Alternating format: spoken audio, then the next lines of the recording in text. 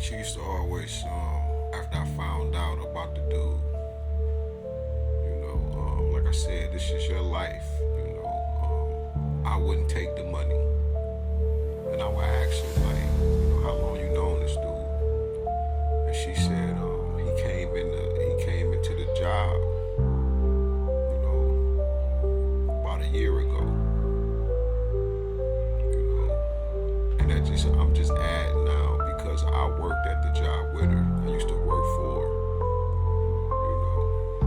I put an application in and everything so, we can have the money coming from the same place. I just thought it was a beautiful thing to do. And it just wouldn't hurt. And she had the power. She's the manager, her and her friend. They run this motherfucker. You feel me? And they would hire me under the table, things like that. So I was like,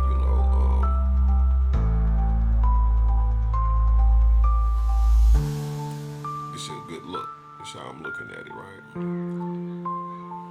I want some real, true relationship shit right now. It's time to get married and everything.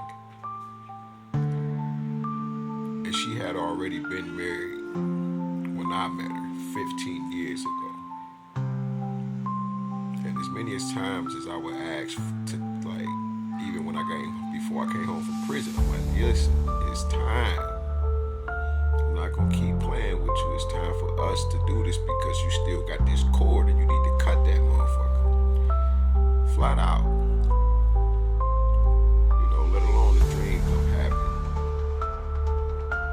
about these two beasts while they got me trapped in the back of the van inside this dream. It's an all-white van. They look like blob-like monsters, her and her husband. This is my wife, though. This is my woman, but on paper, this is his wife. This contractual agreement. But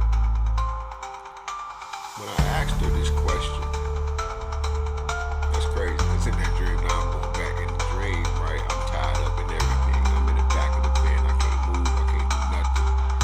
They having sex in front of me. It's her and this nigga, right? That she never got a divorce from. And they look like pure monsters, but blob-like creatures. And the way they was making love, it was the hideous shit I've ever seen in my life. Not like I'm just saying that. I'm not exaggerating it to bitter or nothing. I'm telling you what's in the dream and how horrible that you can feel the energy. It's just made me feel so bad. Like, oh my God. And I'm like, I'm about to die. And right now, she's probably still married to Scotty right now.